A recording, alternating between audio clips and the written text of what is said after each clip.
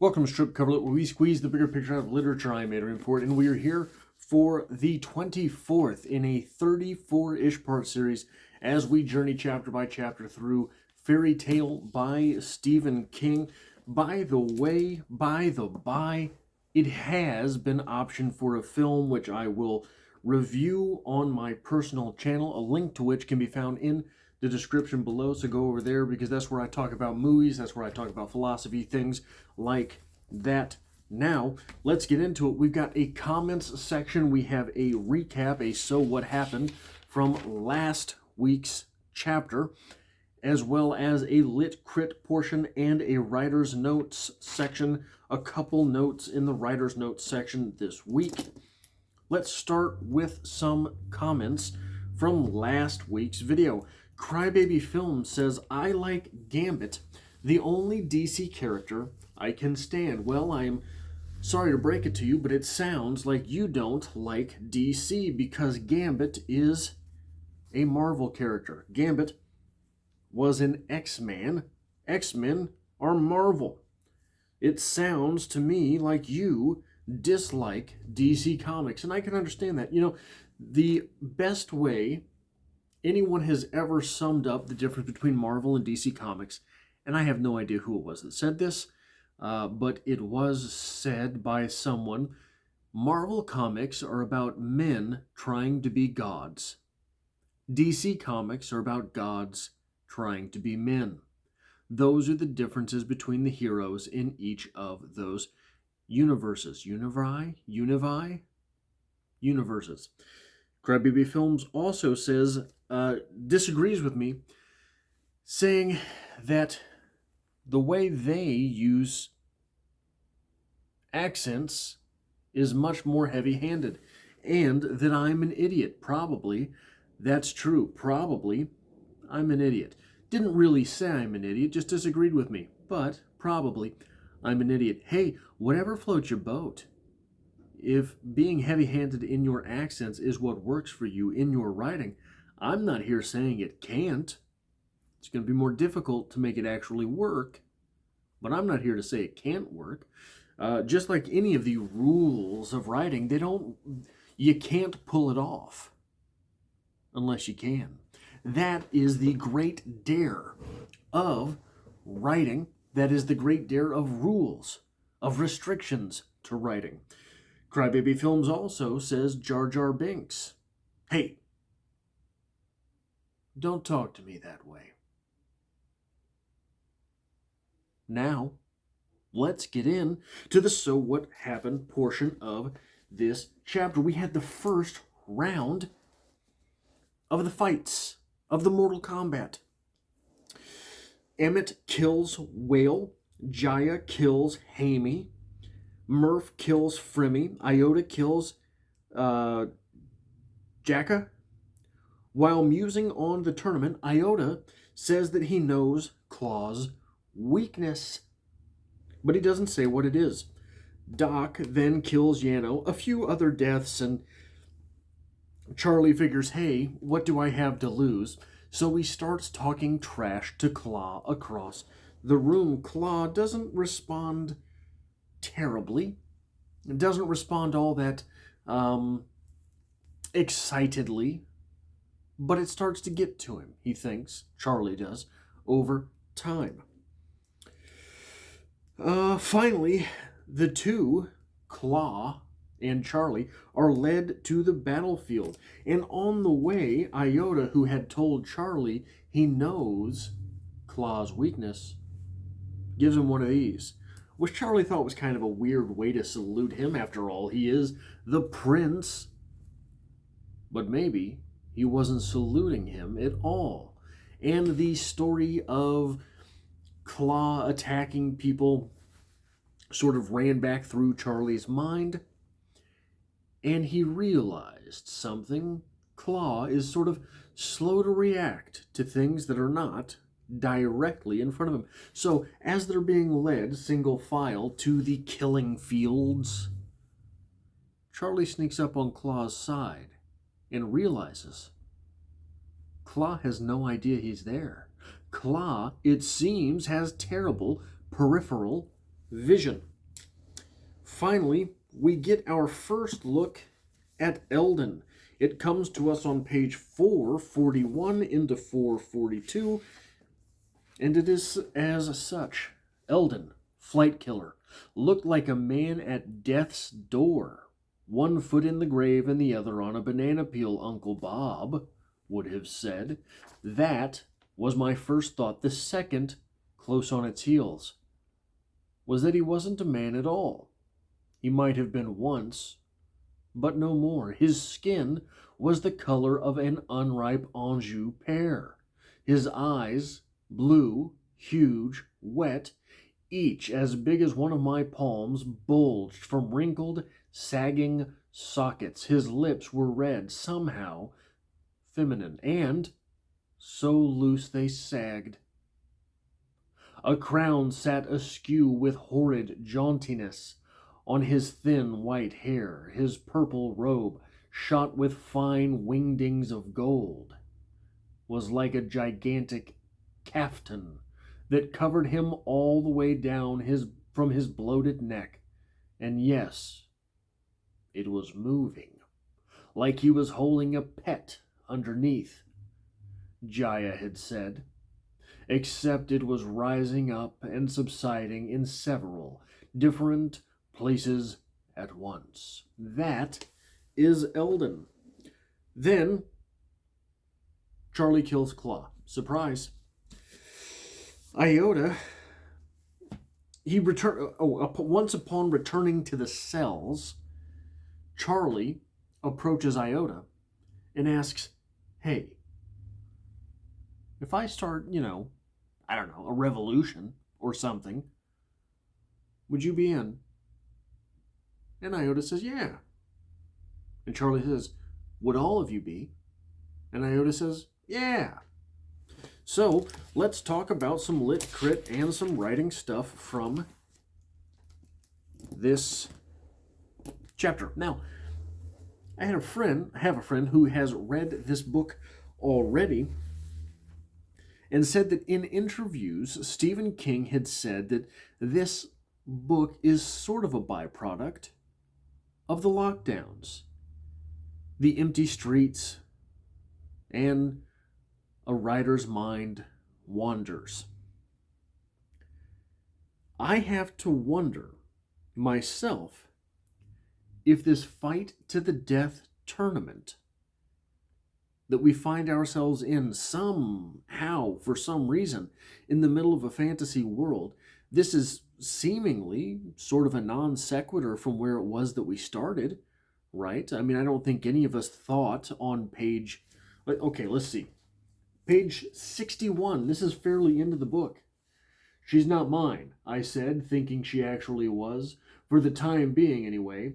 I told Radar to sit, not knowing if she would. She did, right away as if waiting for command. I got down beside her. I noticed Mrs. Richland had come out to watch her with a hand shading her eyes. Put your arm around her, Harriman said. When I did, Radar licked my cheek. It made me laugh, and that was the picture that appeared in the next issue of The Sun. And not just there, as it turned out. Remember that? Charlie, the golden boy who's saved his neighbor and becomes friends with the family dog that used to be a big scary dog. Remember that scene? You remember that. You were there with us. Did you have any idea you would end up in a fighting tournament to the death in a type of Mortal Kombat from there? No. Surely not. I have to wonder if that was in here, seeing as this all just sort of came out of Stephen King's mind playing with the world in lockdown. If this fighting tournament came from the mind of Stephen King because the UFC was one of the only sporting events that was unimpeded during the entire lockdown. Dana White going so far as to, oh wow, I've got 2 UFC references in this video. I've got another one coming back up here. Dana White going so far as to say that he was not going to put on his fights unless he could have a full house. right? He would go only where he was allowed to have a full house. Is Eldon Stephen King's Dana White? 441, we have the description of Klaue. Klaue had either little peripheral vision or none at all. It's strange. This is something that Michael Bisping, the Count from the UFC, who lost his eye in the UFC, ended up lying to his doctors, lying to the UFC, and cheating his way through physical exams in order to keep fighting in the UFC and eventually win a belt. He took a knee to the face from TRT Belfort, TRT Vitor, and ended up losing the eye that was kneed. Because it was kneed with 80% steroids by volume. And he said in stories that he'd be at a bar with his friends and he'd hear one of them say he's doing it again. And what he was doing, and he was doing it so often and so sort of subconsciously that he didn't even realize it, is he was going blind in this eye. And it was really bad in suboptimal lighting, like a bar. He would be sitting there and he would sneak his own hand into his peripheral vision and wiggle his fingers around, all the while knowing he couldn't see it. And it's one of those things, right? You find out you're losing your hair, so you just kind of touch it. You rub your fingers across it, right? You think you got a cavity. Every once in a while it hurts. But not, you just keep tonguing at it, right? That one spot. Bisping was losing his vision, kept wanting to subconsciously test it, and would wiggle his fingers in his peripheral vision. Now, one of the things that this is a very big sign of is that you have a detached retina, right? So, what does this tell us, or potentially tell us, about Klaue? Klaue. Is he from a world of fighters? Is he from a place where the type of combat, the type of contact that might detach a retina is normal? Is Klaue from a warring clan? Is Klaue from a place where contact sports? Because you can do that in football, detach a retina, pretty easy. Who was it? The not Pretty Boy Floyd. Oh man, I've got him in my mind. Anyway, one of the famous fighters from the 80s, famous boxers from the 80s, almost went blind in one eye because he had a detached retina and refused to retire. Someone will fact check that, maybe. I don't know. 441 as well. Never mind looking at the make-believe, Prince, you great idiot. Pay heed to the real king instead. This is Kellen talking to Klaue before Klaue and Charlie fight. Kellen knows of the speak about Charlie being the chosen one. This is interesting. And in fact, there's going to be another thing sort of related to this in the writer's portion of the video, because Kellen Have I been calling him Clellan? Kellen is, from a writing perspective, one of the more interesting, probably the most interesting character in this book so far. 442, we get the quote from Eldon, who brought down both the monarchs of earth and the monarchs of the air. Earth is in earth, earth? Is that slipped by us, or does he mean earth is in ground? Or is this something that slipped by us because Eldon has gone to the sub-world? Has he gone up to Charlie's world as well? And what is it that makes us assume Charlie is from our world? Maybe in this great heap of worlds that Stephen King has constructed, there are even more worlds, and Charlie's from here, not from here. Maybe. I don't know. I'm just putting it out there. But this quote, who brought down both the monarchs of earth and the monarchs of the air? I don't know what to make of that. On 444, I have to disagree with Stephen King. He's talking about Claw, and as they're fighting, and he says, there was no finesse to him, like Mike Tyson in the old boxing vids. I'm sorry, what? The thing that made Mike Tyson so dangerous was that there was unbelievable finesse to his game, to his fighting abilities. If you watch Mike Tyson and don't see the finesse of a striking lion, I don't know what sport it is you're watching. I don't know what you're looking at. Because Mike Tyson, how are we in so many combat sports here for some reason? But Mike Tyson in the ring was a thing of beauty. The thing that made him so dangerous was the fact that there was so much finesse to his peekaboo style.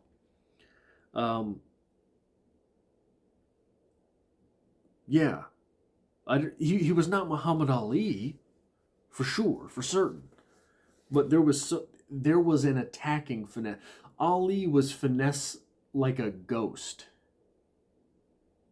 No one could put a hand on him. Mike Tyson, you almost didn't want to hit him for sake of your hands. But there was so much finesse to the way he would move in that peekaboo style.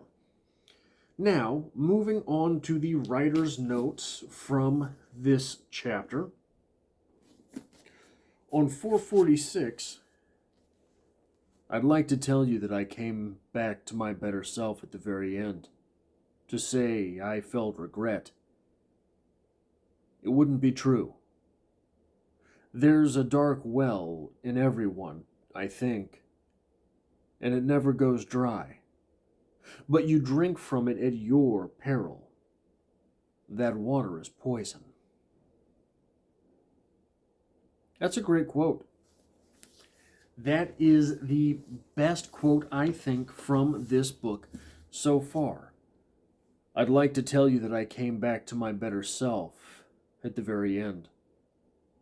To say I felt regret. It wouldn't be true. There's a dark well in everyone, I think, and it never goes dry. But you drink from it at your own peril. That water is poison. In fact, I inserted a word. This is way cleaner than what I was saying. But you drink from it at your peril, not your own peril. Own would be redundant. Now, I want to talk a little bit about Kellen. We get on 447 into 448 this exchange. You surprised me, Charlie, Kellen said. Now that the pressure of his duties as the day's master of ceremonies was over, he sounded relaxed, maybe even amused. I thought Claw would have your head quicky quick. Next time you'll fight one of your friends. Not Iota, I think. We'll save him. Perhaps little Jaya. How would you enjoy stopping her heart as you did Claw's? I didn't answer, just walked ahead of him down the sloping corridor, keeping as far from his high-voltage aura as possible. When we reached the door, Kellen didn't follow, only closed it behind me. 32 of us had gone on to the field. Now there were only 15 to register surprise. It wasn't Claw stepping back in, but Charlie.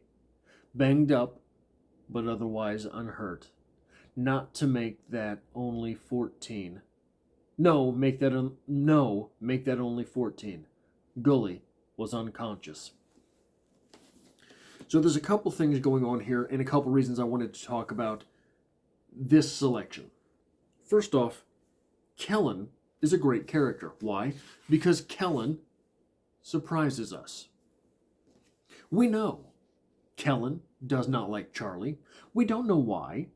It's sort of surprising. We have our suspicions because Charlie might be the prince. That might be why Kellen doesn't like him. It might be because of Charlie's attitude. Because Charlie did not bow before him. That might be why. But we don't really know. Not knowing, we're left to draw our own conclusions. However, we know Kellen doesn't like him. However, when Kellen is leading Charlie back, he says, "You surprised me, Charlie." This is something we don't expect. We don't expect the compliments from Kellen. Then we get something else. We get Charlie having an insight to Kellen's stresses. That, in itself, is a bit surprising. Now that the pressure of his duties as the day's master of ceremonies was over, he sounded relaxed, maybe even amused. Being able to see rounded aspects of a character's personality, he's relaxed now because his job as master of ceremonies has gone on. He pulled it off. The day went well. Because of that, he feels he can loosen up a little bit. And he does that around Charlie. This is a complex character. Complex in a way that not many people have been in this novel. But, I don't mean that as sort of to put down Stephen King. It's hard to write complex characters. It's hard to write round characters. And Stephen King's actually pretty good at doing it, pretty good at putting them in his books. It just so happens that there aren't very many so far in this book. But then, the other thing I wanted to talk about here, is the complexity of the scenario. Here we have Charlie, who's just killed a man. We have no reason to believe Charlie had ever killed before. So Charlie has killed his first person. I mean, we've all been there, right? And in light of doing this, he's celebrated. And he is himself relieved. Certainly. But he also had a little taste for blood beforehand, didn't he? He felt it rising up in his soul. So we have those three emotions: relief, shock and awe at murdering someone, and kind of liking it, all intertwined here.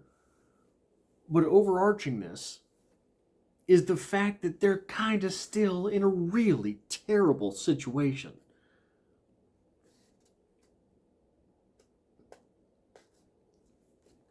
And the big bad with whom we are familiar, Kellen, might be kind of warming up to him. So we have all of this really complex, contrasting stuff going on here. And it's a really nice scene. I wish I had more to say about what makes it so good or how to do that in itself. But yeah, that is it. Anytime you add complexity and contrast into a scene, you're going to build something that is more interesting for readers to have to work their way through. Because what happens is, like we have these conversations about what makes something literary fiction. What makes something literary fiction in a sneaky sort of way is that every time you read it, it can be different, but it can be different for a myriad reasons. Number one, you are a different person going into it. So every time you read, for example, when we think of literary fiction, the most literary of short stories, possibly Ernest Hemingway. Every time you read one of Ernest Hemingway's short stories, because there is so little actual detail given to us, we have to put so much of ourselves into the story. Because we put so much of ourselves into the story, every time we read it, we are going to be noticing different things about those characters because we ourselves are different people. There's also another way that a story can be different every time you read it. If a story is very complex, as a reader, you don't get to focus on everything. So each time you read something, you're focusing on one part of the story. And every other time you read it, you're going to pick up on a different part because the complexity therein is so great that while you're reading one part, your mind sticks there. And then your eyes glaze over all of these other things and you know they're going on, but the actual thing in the back of your mind going on is something different. So, for example, say you've got dad issues, right? So many of us have dad issues. Had a terrible dad, didn't have a dad, had a good dad but lost him young, something like that, right? If you are in that state of mind, reading this scene, you're going to be, "You surprised me, Charlie," Kellen said. Now that the pressure of his duties as the day's master of ceremonies was over, that's going to be a daddy type situation in your mind. You're going to be thinking about the dynamic between Kellen and Charlie. Now, you pick this book up, so that's your mid-20s, you read it, and you're stuck on making yourself as an individual and proving that daddy complex wrong.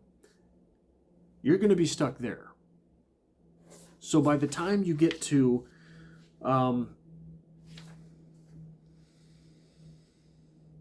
32 of us had gone onto the field.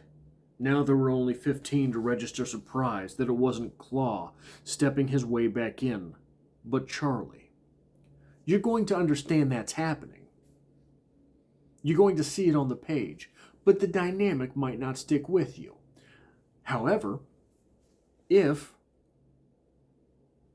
you're reading this 20 years later as a father yourself or mother yourself, and you have 4 children, the dynamic on your mind at the time you're reading the story might be watching your children play with each other, watching your children interact. So that first part with Kellen, you saw it, it happened, and you picked it up. But then you get back to this part. The 15 there to register surprise that it is Charlie who returns and not Claw.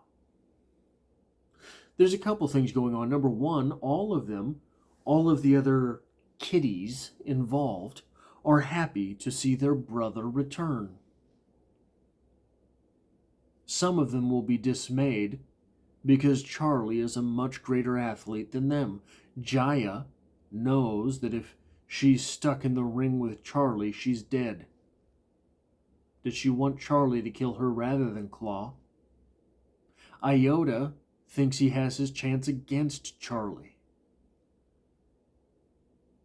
Would he rather it have been Charlie who came back? His brother Charlie.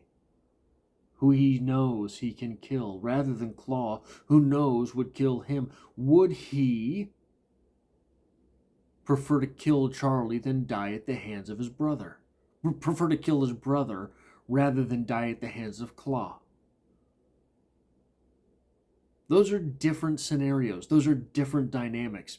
But there are so many dynamics happening in these few short paragraphs here that it would be possible to read this differently every time you come across it. So that's the type of complexity that is good to have in your writing.